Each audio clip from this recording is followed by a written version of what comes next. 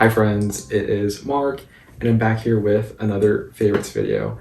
In my favorite Hoyas video, I mentioned that I was going to do a series of favorites across different genuses, and if you can already tell, we are doing my favorite anthuriums today. Also, if you can't tell, this is a different setup from what I usually use. I usually film during the day with natural lighting, but I'm pretty busy during the day, so I'm actually using studio lighting today, and I'm using my white wall in my bedroom. So if the lighting's a little off, that's because the lighting is brand new and I need to tweak a few things. And the audio might be a little off because my lavalier mic that I usually use is also broken. But hey, we're not making excuses here. We're gonna try to post videos weekly. And if you are new to my channel and you like the content, hit the subscribe button.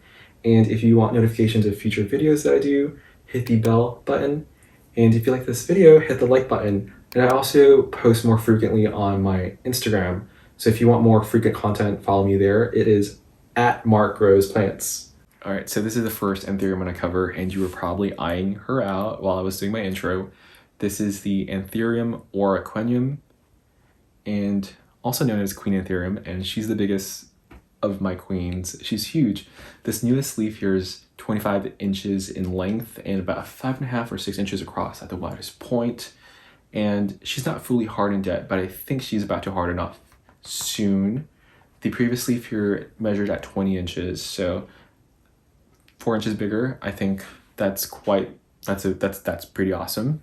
And most of my anthuriums that are pendant-like, or strappy leaf ones are in these 5.5-inch net pots. I drilled holes at the rim of it, and I also made this kind of contraption here using S-hooks. So I like this contraption because it helps me utilize the vertical space in my grow tent without putting new shelves in there, because it can get very, very crowded. So the second plant I have here is my Anthurium red crystallinum. I got this one from Tizula Plants, and they have different grades for their red crystallinums. The leaves that emerge more vivid are like the more expensive ones, and the ones that aren't as vivid, they're kind of like their B grade. And this is one of their B grade red crystallinums. Still cost a pretty penny, but it's one of my favorites because it's just a ferocious grower. It just keeps on growing. And what I really love about this is the pink blush veinings right here, the pink that run through the crystallinum, and the same veinings actually in the back of the plant here. So it's kind of that blush millennial kind of pink color. So I love this plant, and it's been a very nice quick grower for me. The third plant is my Anthurium forgetii, and this is an oldie but a goodie. This is the first ever Anthurium that I purchased. It was a little tiny seedling, and now it's the size of this. It's not much bigger than it was before because they don't size up as quickly as the other Anthuriums, so they don't grow as big, which is a plus for people with who have smaller spaces. But what's beautiful about this is its peltate leaf. It's lacking a sinus, and there's not a lot of anthuriums that have this peltate leaf shape. This is a new baby leaf here. Like I said, it probably won't get much bigger than this leaf because they kind of stay small and compact. But if you don't have this, they're relatively inexpensive. So try this out if you're new to anthuriums. All right, so the next plant here is a hybrid. This is a hybrid of the Anthurium rugulosum, which is a very bullate textured leaf, and then the Anthurium oraquenium.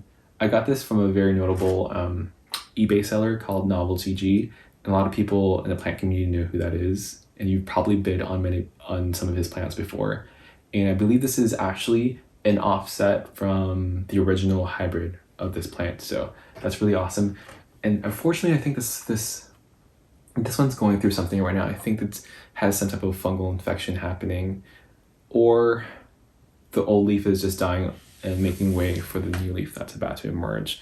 I don't know, but it's very beautiful, very, very beautiful textured leaf, and a very nice grower. And there's a new, like I mentioned, there's a new leaf here, and it'll probably be bigger than this one here. I haven't measured it, but this is a pretty big leaf.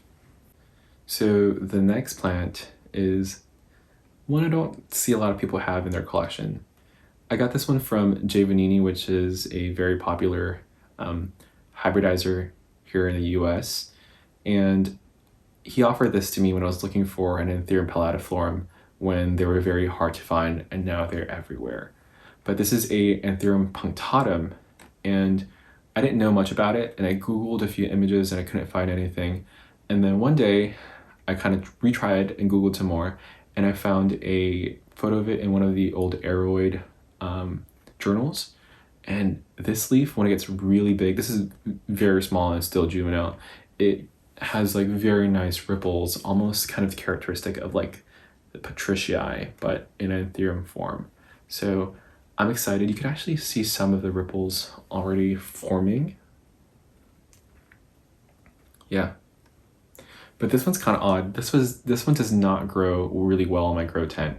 Something maybe about the temperature or maybe the humidity, but it doesn't like it. All the leaves end up melting. So I finally moved this plant into my living room.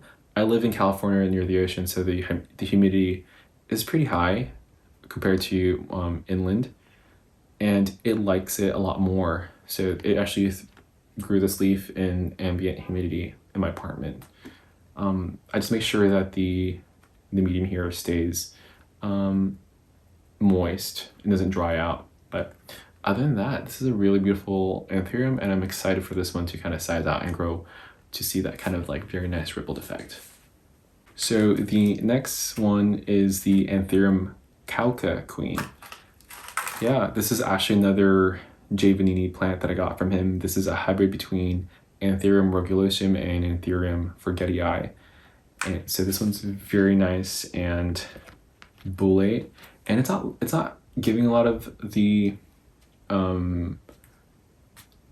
forgetii traits, but it's very beautiful. Like looking at the texture, it's gorgeous, and I can't really catch it on camera, but there's a slight blue iridescence to the leaf, and like most Anthuriums, it's very hard to photograph and catch on camera because they're so shimmery and they refract a lot of light, so they're very hard to photograph. And this one also has a new leaf inbound as well. So this is one of my favorite hybrids I have. This one was a tiny little seedling and it's sized up here, and I think this one's gonna be a lot bigger. Cross our fingers. All right, so the next one is the Anthurium palmatiflorum, and this is such a beautiful strap leaf. It's one of the many strap leaves I have in my collection, and what separates it from the other ones is that it's got a velvety satin texture to it and nice ripples, but you can't tell because it's very tiny, and it should be a lot bigger, but I've bumped into this plant. It's placed very oddly in my tent, and I keep bumping into it when I try to reach and water my Hoyas. And just now I snapped this new leaf here that emerged just recently, so I'm kind of bummed. But hey, another leaf will emerge and everything will be good. In the theme of strap leaf Anthuriums, this is my Anthurium wendlingeri, and unlike the palmatiflorum that I just showed, this one is a strappy, leathery, textured, very cardboard-like strap leaf Anthurium.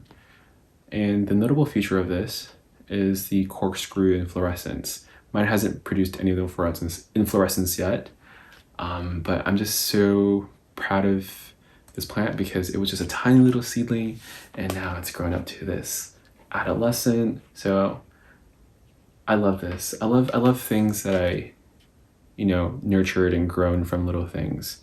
Something about being able to grow things and make them thrive makes me proud as a plant parent. So this is the Anthurium wendlingeri. All right, so the next plant is this plant. I'm not gonna even try to pronounce it, but it's different from the other Anthuriums that I have, and it lives in my bedroom because it's kind of like, I look at I look at this plant as art because the legs are very, the leaves are very, the stems are very leggy, and they've got like very kind of dainty feel to them, which I really like. And it also has a very unique shape to it. This is a new leaf that grew under my care. As I've shown, it's still in this like soft pot that Ecuagenera USA sends them as. And I've had this plant for, I say 3 months now, and I haven't moved it out of here. And you can tell there's like very nice pink roots in here. It's living life. I just water it and keep it moist, and why repot it when it's enjoying its life, right? So this is a very, very, very different anthurium in my collection. All right, so the next plant here is the Anthurium Bessay Affinity. So it's not the actual Bessay, I think. It looks like it's something that looks like it. Regardless, it's still a very beautiful Anthurium. You can look at the margins here. It's a little lighter because it's had some leaf bleaching from my grow lights, which is my fault. So it's supposed to look a lot darker and more beautiful like this. This is the older leaf, but because I'm a crackhead and I left it under the grow light, the margins are lightened up. The leaves are very dark compared to the other crystallinums that I have.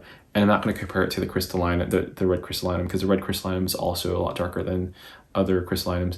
But it's very nice because of the shape. I'll show you this. I'll bring up the crystallinum just to show how different the shape is, because people say, oh, it's just another crystallinum. It's not. If you can tell, the lobes are very different. I don't know how to explain it, but it's gorgeous. I think that was my last anthurium that I have here. I might have misspoken and said I had 12 anthuriums, but I'm counting and looking around now. I think I only had 10. So excuse me for that. But next video, I'm gonna do my favorite philodendrons, which will be a hot mess. And I know a lot of things will break and a lot of leaves will be damaged because majority of my plants or philodendrons are on moss poles and bamboo stakes, and they are crazy and wild and really big. So I'm not looking forward to that, but I'll do it for YouTube and do it for everyone here. Other than that, I hope everyone has a really great day, great week, and I'll see you in my next video.